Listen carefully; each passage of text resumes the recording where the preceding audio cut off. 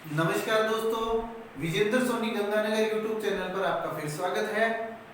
आज फिर वही ध्यान रखेंगे, वीडियो अंत तक देखेंगे और जो मैं लास्ट में सवाल पूछूं उसका उत्तर आप फिर कमेंट बॉक्स में देंगे।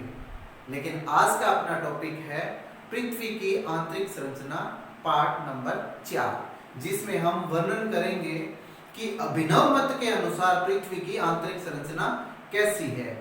आइए मेरे साथ और देखिए पृथ्वी की आंतरिक संरचना पार्ट नंबर 4। अभिनव मत ये सबसे प्रमाणित माना जाता है, सबसे प्रमाणित माना जाता है। अभिनव मत के अनुसार ये भूकंपीय तरंगों को या फिर अन्य जितने भी भूगोलवेत्ता है उन सब के वर्णन को ध्यान में रखते हुए और ये क्लासिफिकेशन किया गया है। इसके अनुसार पृथ्वी की आंतरिक संरचना कैसी है। देखिए सबसे पहले तो हम इसकी परतें देख लेते हैं। परतें इसने 3 ही मानी है। पहली कौन सी? Crust, crust. दूसरी कौन सी? Mental, crust, mental. और तीसरी कोर। तो अभिनव मत के अनुसार पृथ्वी की आंतरिक संरचना के 3 भाग है। पहली बात। दूसरा कि हम क्रस्ट की बात करें तो हम क्रस्ट को 2 भागों में बांट लेते हैं। इसकी गहराई 0 से 30 किलोमीटर है, 0 किलोमीटर से लेकर के और 30 किलोमीटर तक है। इसके 2 भाग कर लेते हैं। ये ऊपरी क्रस्ट, ऊपरी क्रस्ट और निचली क्रस्ट। निचली क्रस्ट 2 भाग हो जाएंगे, ऊपरी क्रस्ट और निचली क्रस्ट। ध्यान में रखना, अभी जब इसका डायग्राम बनाएंगे तब ये चीज हमारे माइंड में होनी चाहिए। ऊपरी क्रस्ट और निचली क्रस्ट। ये विभाजन हमने क्यों किया है? क्योंकि इसका घनत्व, ऊपरी क्रस्ट का घनत्व 2.8 होता है और निचली क्रस्ट का घनत्व 3 होता है, 3.0। तो ये घनत्व का अंतराल आया है। इस घनत्व के अंतराल पर हम इसको 2 भागों में बांट लेते हैं, ऊपरी क्रस्ट और निचली क्रस्ट। घनत्व का अंतराल क्यों आ गया है?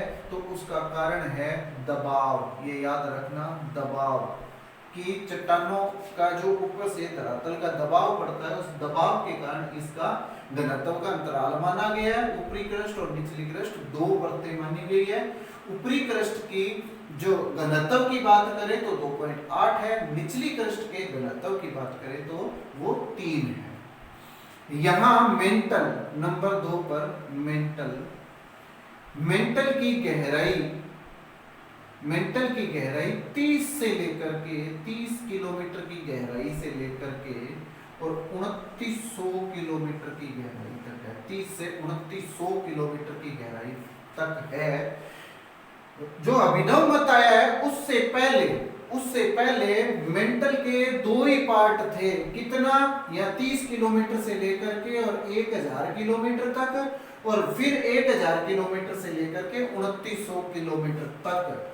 लेकिन international union of geodesy and geophysics, international union of geodesy and geophysics IUGG के अनुसार वर्तमान में मेंटल को 3 भागों में विभाजित किया गया है। 30 से 200 किलोमीटर की गहराई तक और 200 से 700 किलोमीटर की गहराई तक और 700 से 2900 किलोमीटर की गहराई तक। यहाँ 3 भाग किए गए हैं।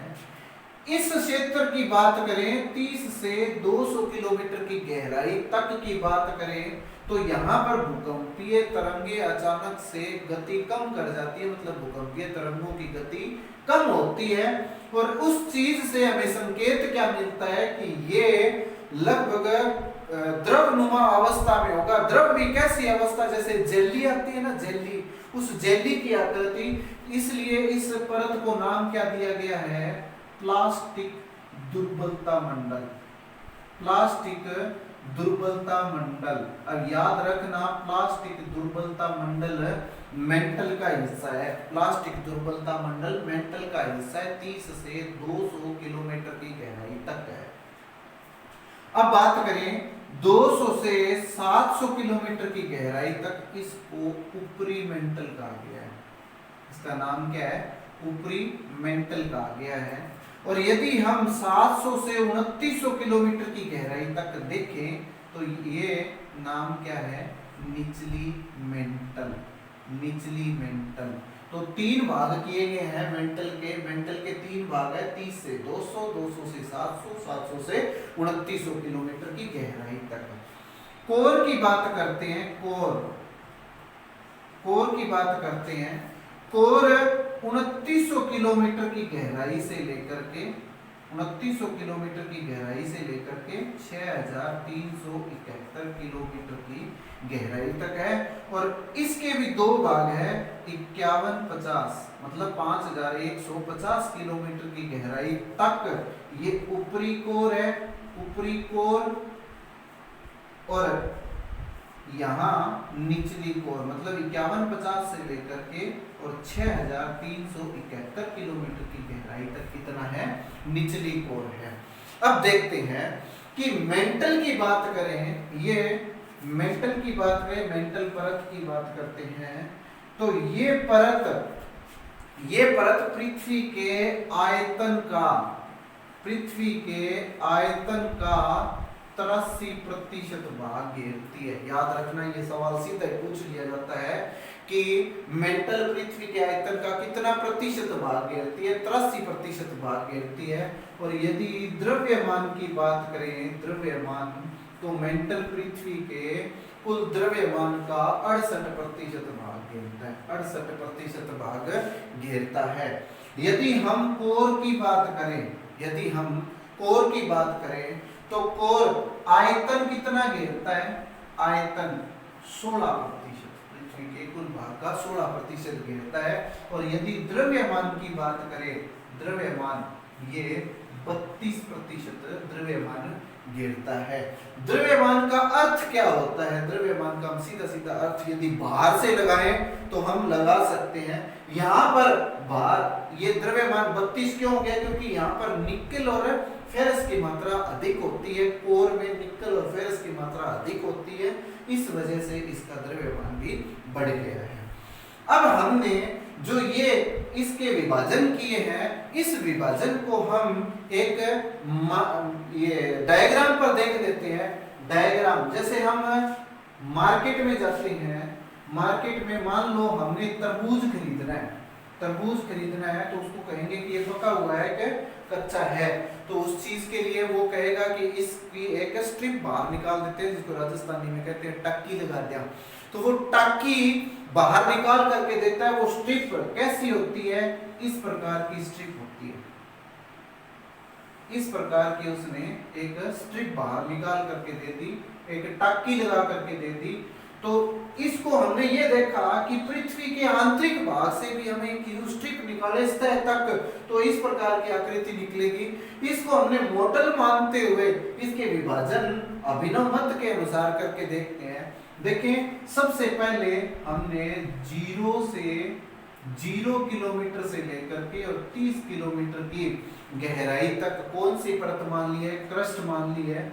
अब 30 से लेकर के और 2900 किलोमीटर की गहराई तक कौन सी परत है? मेंटल है। और 2900 से 6371 किलोमीटर की गहराई तक कौन सी परत है? कोर परत है। तो अब हमने जो क्रस्ट है इसके 2 भाग किए, क्रस्ट के 2 भाग किए क्योंकि घनत्व का यहाँ पर अंतराल है। और मेंटल के हमने 3 भाग किए हैं। मेंटल के 3 भाग हैं। 200 किलोमीटर की गहराई, यहाँ पर 700 किलोमीटर की गहराई और यहाँ पर 5150 किलोमीटर की गहराई। ये सारे किलोमीटर में है, गहराई है ये सारी। यदि हम इनकी बात करें तो यहाँ देखेंगे कि अंतरतम जो है वहां पर जो घनत्व होता है वो 13.6 होता है, 13.6 ग्राम प्रति सेंटीमीटर क्यूब। जो ये आंतरिक कोर है, इसके नीचे की तरफ देखें, इसके नीचे की तरफ देखें तो यहाँ घनत्व होता है 13.3 और इसके ऊपर की देखें तो यहाँ पर घनत्व कितना होता है 12.3 होता है। यदि हम यहाँ पर देखें, इस जगह जो कोर परत है इसके ऊपरी भाग पर देखें तो यहाँ पर जो घनत्व होगा वो 10 होगा, वो 10 मिलेगा। और ये जो भाग है, जो मेंटल का आंतरिक भाग है, वहां पर जो घनत्व होता है वो 5 होता है, वहां पर 5.5 होता है, 5.5 मिलेगा घनत्व। और यदि हम इसकी बात करें यहाँ पर तो यहाँ पर घनत्व कितना मिलेगा 4.3 मिलेगा। यदि हम इससे भी ऊपर की बात करें तो ये कौन सा आ जाएगा प्लास्टिक दुर्बलता मंडल, यहाँ पर घनत्व कितना मिला है 3.3 मिला है। और इसकी बात करें यहाँ पर मैंने बताया 2.8 और यहाँ पर बताया 3, तो इसका जो औसत घनत्व है वो कितना हो गया 2.9। तो ये घनत्व है। इस घनत्व के परिवर्तन के कारण जब भी भूकंपीय लहरें इनमें से निकलेगी तो इनकी गति में या तो वृद्धि होगी या कमी होगी। एक ही जगह कमी होती है, कहां पर प्लास्टिक दुर्बलता मंडल में, और दूसरी कमी कहां पर होगी जो ऊपरी कोर है, क्योंकि वहां पर एस तरंगे तो जाती ही नहीं है क्योंकि वो प्लास्टिक अवस्था मानी गई है, और पी तरंगों की भी गति वहां पर कम होती है।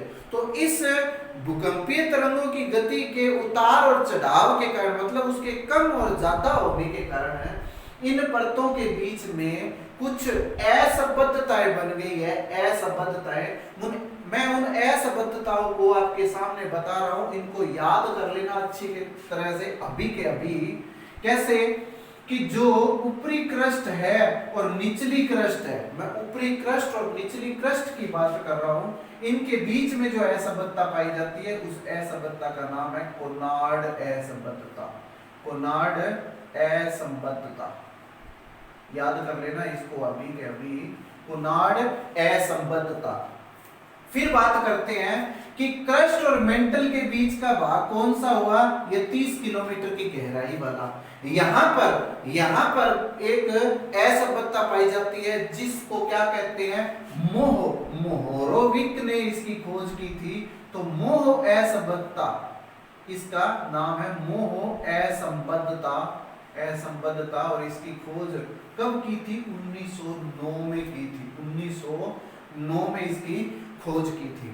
इसके बाद की बात करें तो जो ये दुर्बलता मंडल और ये जो ऊपरी ये मेंटल है इसके बीच में असंबद्धता नहीं होगी, इसके बीच में असंबद्धता नहीं होती, लेकिन ऊपरी मेंटल और निचली मेंटल के बीच में यहां पर असंबद्धता पाई जाएगी। और इस असंबद्धता का नाम क्या है रेपेटी असंबद्धता। इसके बाद में जो निचली मेंटल और ऊपरी कोर है, कौन सा एरिया 2900 किलोमीटर की गहराई वाला एरिया, यहां जो असंबद्धता पाई जाती है इसका नाम है गुटेनबर्ग असंबद्धता। गुटेनबर्ग असंबद्धता, जिसका दूसरा नाम क्या है विचर्ट या विचर्ट असंबद्धता। और इसके बाद में जो अंतिम भाग है वो है आंतरिक कोर और बाह्य कोर के बीच में जो असंबद्धता पाई जाती है वो कौन सी है लेहमान असंबद्धता। तो ये ध्यान में रखना आप, इन असंबद्धताओं में से या इनके घनत्व में से या इनके जो विभाजन किए हैं, इनकी जो गहराई बताई है, इनमें से अक्सर सवाल पूछने के चांसेस रहते हैं अभिनव मत के अनुसार। अब हमारा इस टॉपिक में से एक ही हिस्सा रहा है पृथ्वी की आंतरिक संरचना में से, वो है भूकंपीय आधार पर पृथ्वी की आंतरिक संरचना, जो हमारा नेक्स्ट वीडियो होगा। अब हमारे सवाल देखें, अभी जो कोरोना वायरस की चर्चा चल रही है, कोरोना वायरस के कुछ हॉटस्पॉट है। हॉटस्पॉट क्या होता है कि वो संवेदनशील एरिया जहां पर ये सबसे ज्यादा फैला हुआ है। हॉटस्पॉट की बात करें तो मैं यूएसए, चीन और भारत, यूएसए, चीन और भारत, इन 3 देशों के जो मुख्य हॉटस्पॉट बने हैं कोरोना वायरस के कारण, उनके नाम क्या है? ये आपका आज का सवाल रहेगा और इसके उत्तर आप नीचे कमेंट बॉक्स में देंगे। उम्मीद है मेरा वीडियो पसंद आया होगा। यदि पसंद आया है तो आप इसे लाइक करेंगे, सब्सक्राइब करेंगे। यदि चैनल सब्सक्राइब नहीं किया है तो चैनल सब्सक्राइब कर दें आप और बेल आइकन भी दबा दें। धन्यवाद।